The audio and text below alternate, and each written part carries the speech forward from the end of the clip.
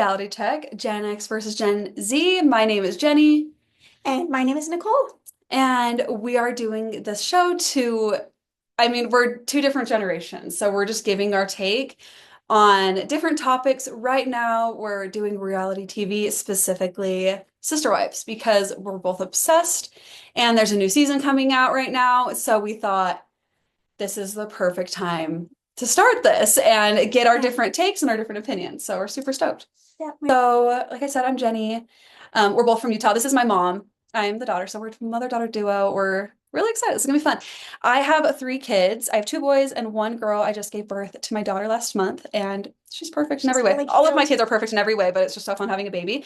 I have been married to my husband Josh for 5 years, I think, something like Yeah, that. about five Yeah, years. Was it and 2018? yeah, it's 2018 So it'll be 6 years in in December. December. Yeah, so really fun. And we live just one block away from my parents. So it's It's really the fun. Yeah, best. We love very it. convenient. It is the best.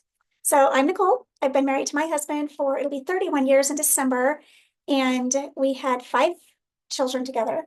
Jenny is our second, and I'm a school counselor. I work at a junior high level, so my life's a little bit chaos, but I don't know that it's more chaos than Jenny's. I think Like it's just with three different. kids, and she didn't share that she's in school also for social I work. forgot. Yeah. So So, being a counselor, being in social work, we will very likely talk about psychological terms.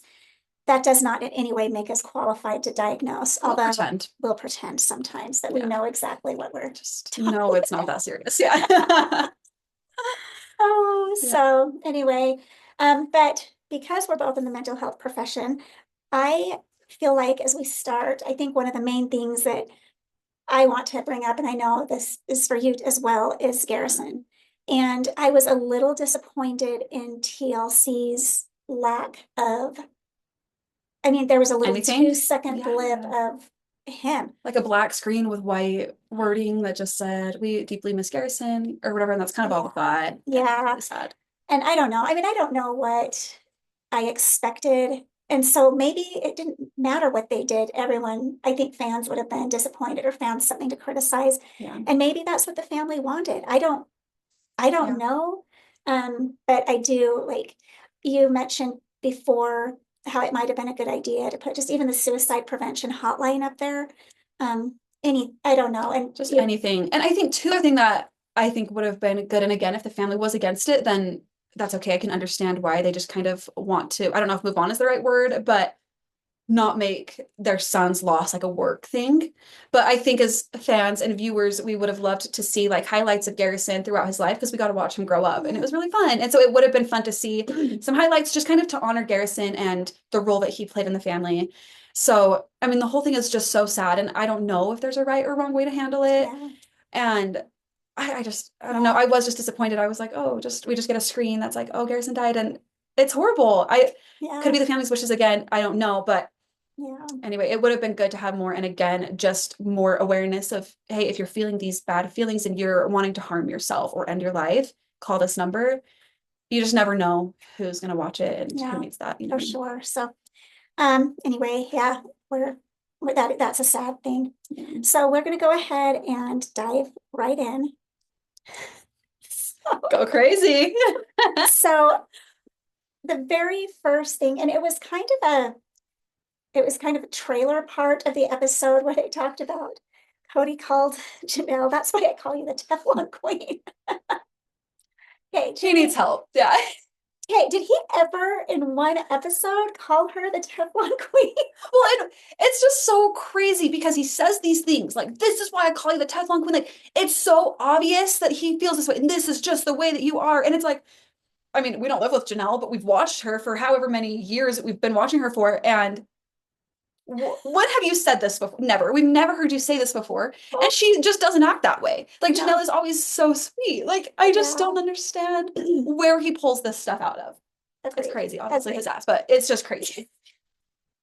It's so absurd to me. Yeah, he is a character, and I just like I'm gonna throw in a clip right here. That you lie. That's the reason I call you the Teflon Queen. Because you lying about what has happened and what's been going on. It's wild to me that you think I lie because I think you're manipulating. Too many lines have been crossed. I've given too much. I don't want to live like this anymore.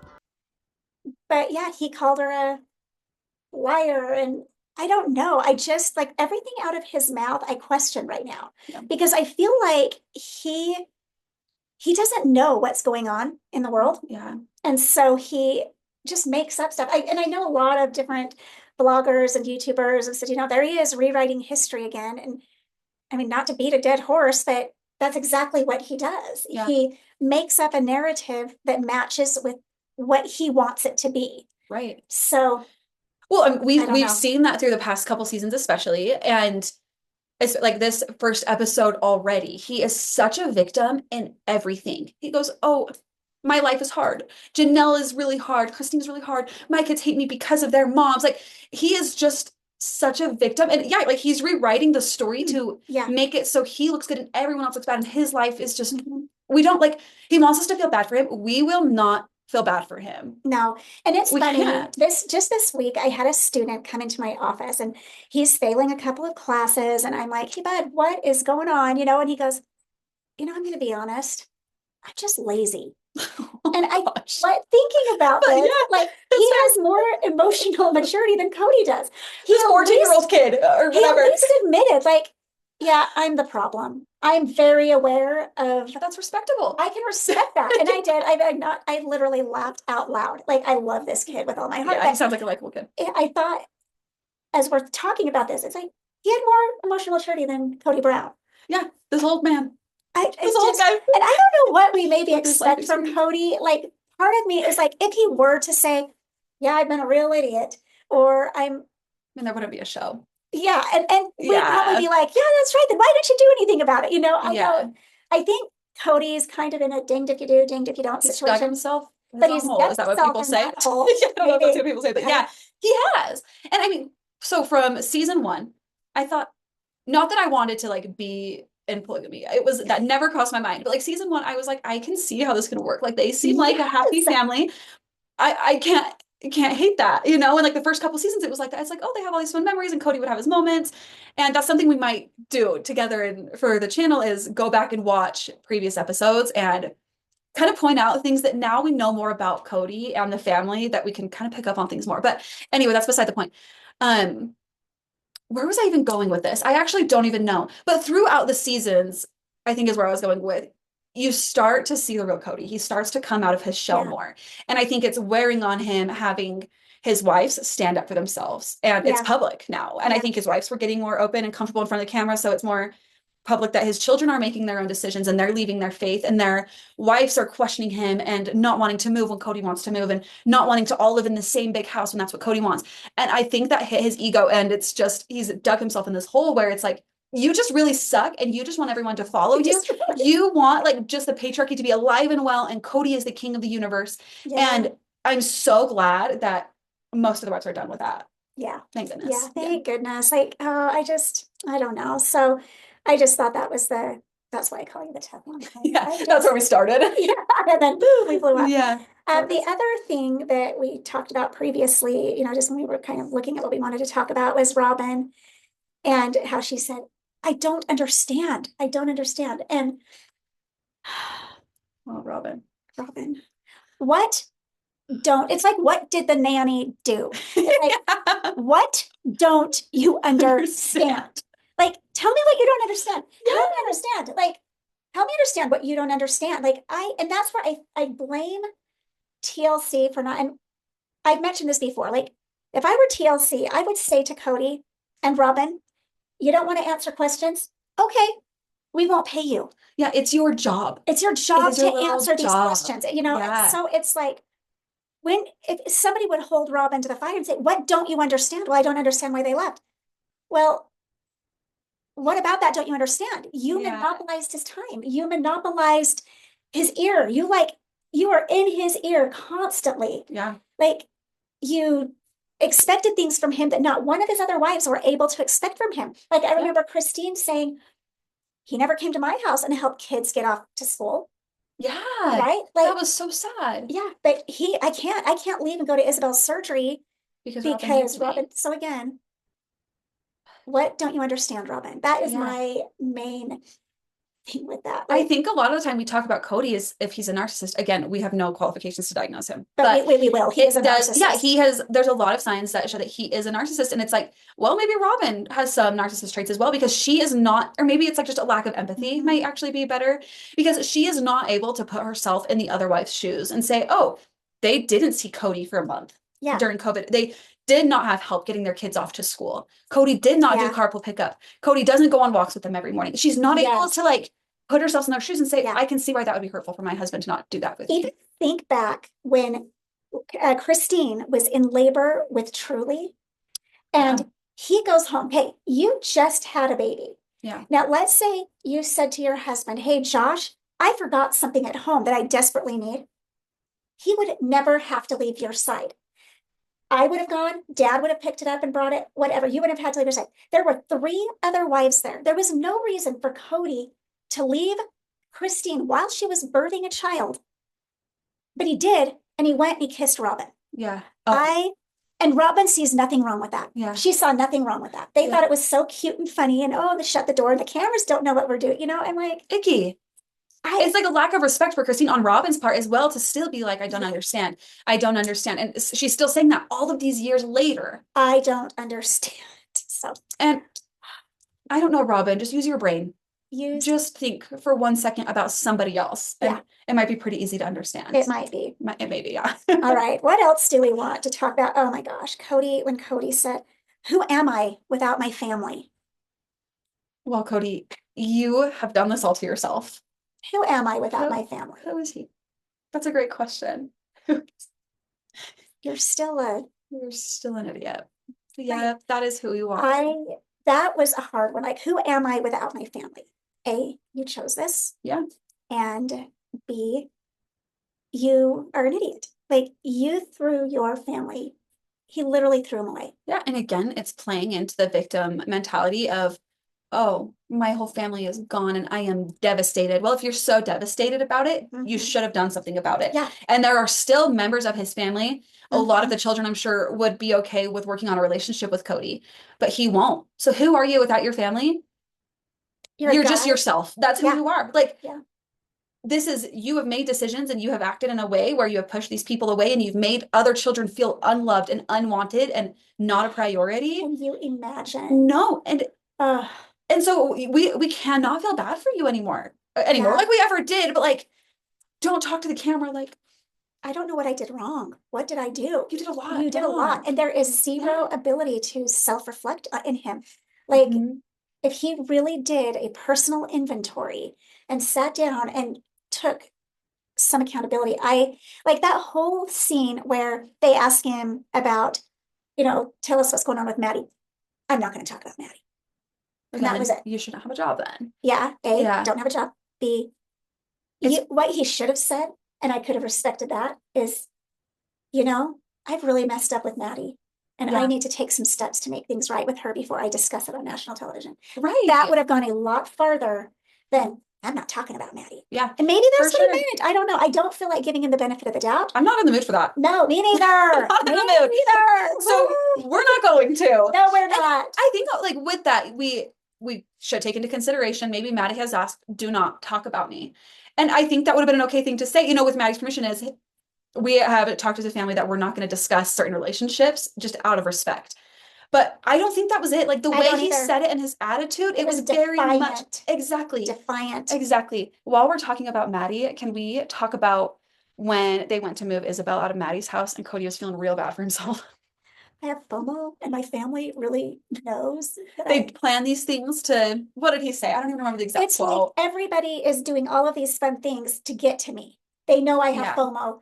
And I just think, again, Cody, are you so self-absorbed that you think absolutely nothing is going to go on in the lives of your ex-wives, your children, your in-laws, anybody, that they're so anxious to just poke at you that the only reason they do anything fun or exciting is to poke at Cody, to get back at Cody? Well, no, they wanted to help Isabel, and he is mad that Janelle and Christine are friends, and he's really trying not to like make it vocal, I think, but he's like, oh, when they were married, or when we were all married, they weren't all married. When all of the wives were married to him, Janelle and Christine had always had a hard time with each other. And now that they're not sharing a husband, oh, they can be friends now. And he made Yeah. a couple comments about that, if I'm remembering right. Yeah. And it's like, and that's okay, Cody. They're allowed to heal and be friends and move on. And I'm sure it's a lot easier to be friends with somebody if you're not married to the same man.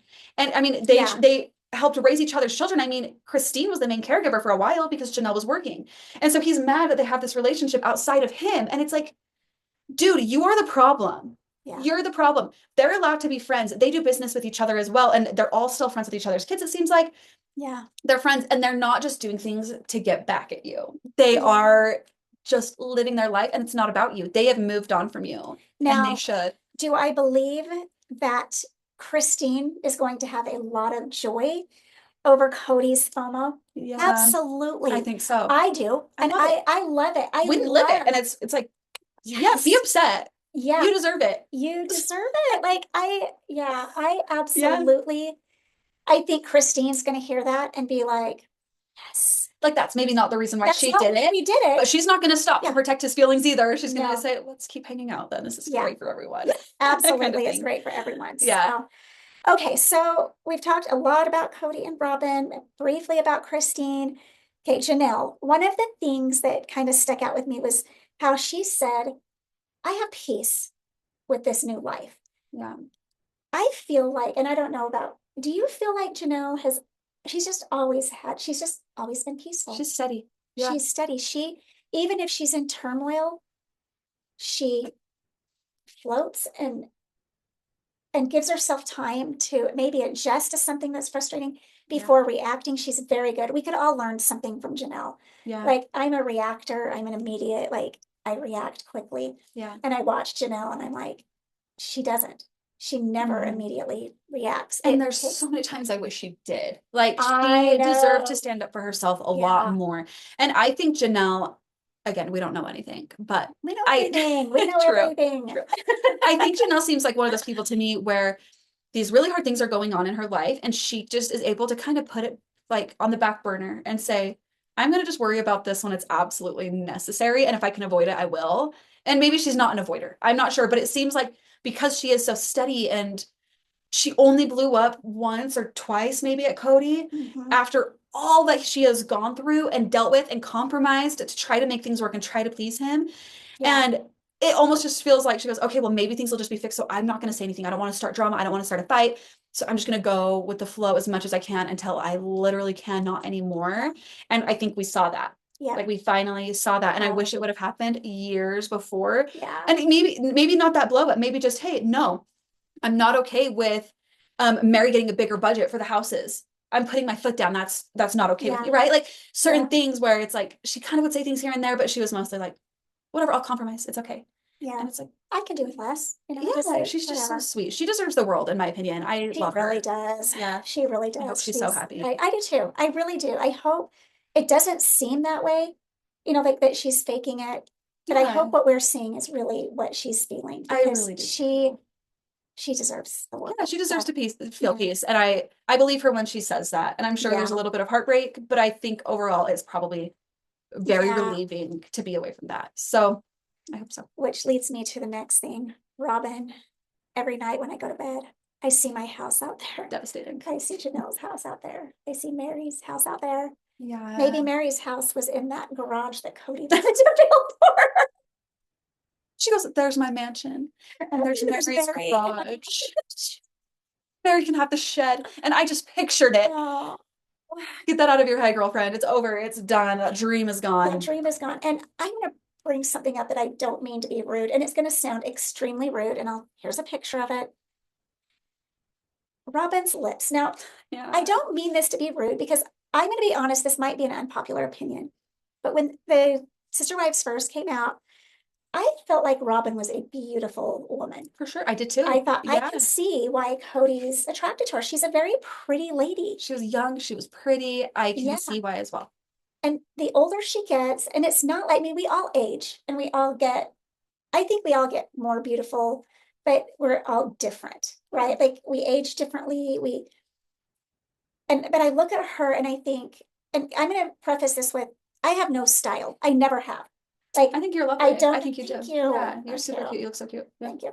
But I don't like know anything about makeup. I still do makeup like I did when I was 14. I Yeah. just don't know. I don't know either. But I feel like surely there is thought to be someone that can help these women with their eyebrows and with their I know. lipstick. I mean, you can go to Sephora and for free or Ulta for free and just say, go to the hey, mall, go to what the mall, color of and it's lipstick free. would look great on me? And they will And help and you. help me shape my lips. Like, Yeah. it was so, the lips were really distracting for me. And it's not like, I don't want to criticize anybody's looks because there is beauty in everyone, and I really believe that.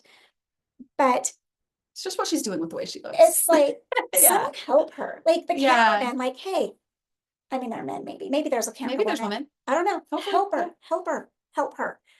Oh, give people less to mock her for. And that's where I'm like, I hesitate to even say that because it's like, I sound like I'm mocking her. I'm not. It's an easy fix though. It's an easy It's an fix. easy It's an fix. easy fix. So if she sees this, she'll never see this, but if she does, it's an easy fix. You're a beautiful woman. You have so much, saying so much potential sounds so mean, It but like does. that, and that's not what I mean. I know But what you like mean. her makeup could be better, It and I could think be that's better. okay. And if you're Her going to be on eyebrows, TV, I mean, people have talked about her eyebrows for years. they've all had eyebrow issues. They have all had eyebrow And so issues. maybe that's it. Maybe it is Yeah. the makeup artists at TLC. I don't know. I know they like put the beginners in. Who knows? We don't know. I don't know, but they've all had I issues know. with eyebrows. They have. So I don't know.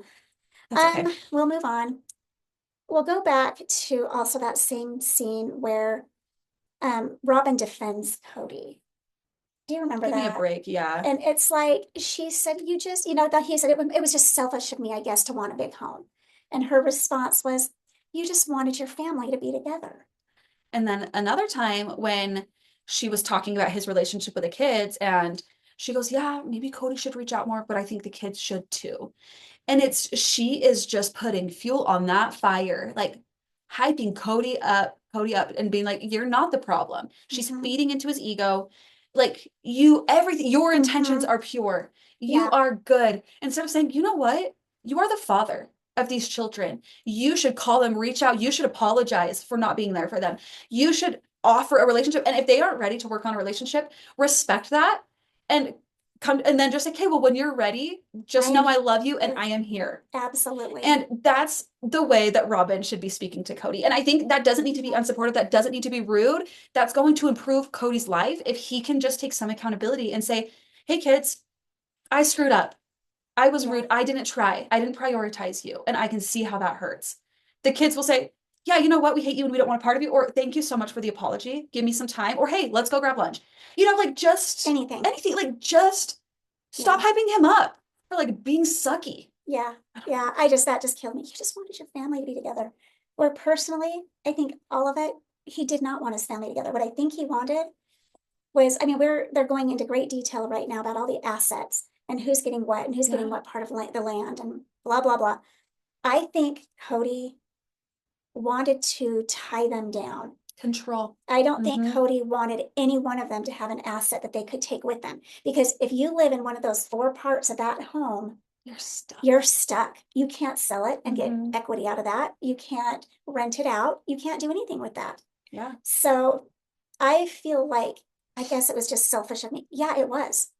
That was selfish. It was really selfish. And if it was a happy family and you had 4 functioning marriages that were happy and that were the way they were supposed to be, it maybe would have worked and they would have maybe wanted to be together. Yeah. But it was selfish, Cody. It was. I mean, even in the most healthy relationships, like monogamous relationships, when you buy a house together, you're healthy, you're in love, you're never planning to divorce. You put both names on that loan so that both of you have assets no matter what, because that's what you do when you care about people. Yeah. And Cody just doesn't take that into consideration. No. And I mean, I shouldn't say all people. I know that was very like a broad assumption, but I think overall that's what people do because you're a partnership. You both should have assets. You're doing things together, but that was going to put Cody and probably Robin in a situation where they got everything. Yeah. And the other wives were just left with nothing when they were going to leave because it was a when at that point, At that point it was. The other thing too that goes along with that was, I'm so Robin has played and Mary has believed for over a decade now that Robin has her back.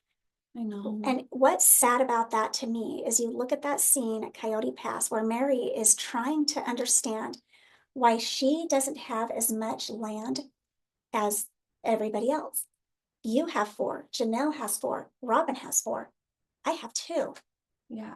Why is that? And Robin, instead of saying, Mary, you're right, that isn't fair. Robin says, well, haha, I mean, I don't know if Cody and I are going to work out. Robin, that's not funny, number one. Like, Yeah. that was a cruel joke, in my opinion. Yeah. And for someone that has supposedly had Mary's back for all these years, you didn't have her back there. That's It such a good wasn't, point. it just, it makes me sick for Mary. So I am I feel so hoping bad for Mary, that they are yeah. all lawyering up. I hope they are all, I hope they are all fighting for their rights, because Cody is a liar. Like, Yeah. that's all there is to it. And He's very Robin, selfish too. Robin Yeah. didn't have Mary's back, like, No. at all. And I do feel so bad for Mary for so many reasons. I mean, we saw in the first episode of the season just how devastating it is what she's going through. She was married to Cody for 32 years, I think. That's most of her life. And now it's just like, oh, he married the wrong person. And it's just horrible. And I mean, Mary is not the most likable person, in my opinion. Like, I have watched these and I'm like, I don't really like Mary. I don't enjoy watching her, but I feel for her. And I'm like, that just sucks so bad to be told, oh, I married the wrong person by what you think is the love of your life. And you have all of these years of memories. And she was talking about like the gifts her grandma gave her. And it's like, what do you do with all that? Like, Yeah.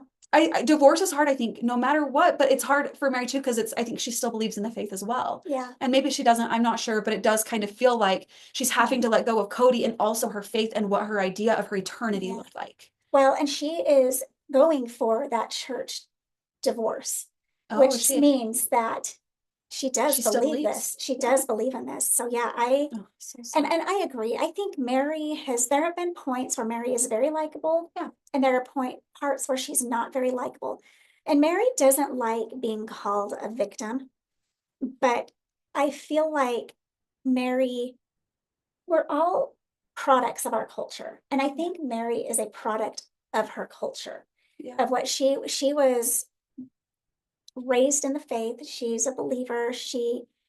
There's so much about Mary that I think we really don't know the real Mary. But there are things like I see her on her little podcast with her friend Jen, and there's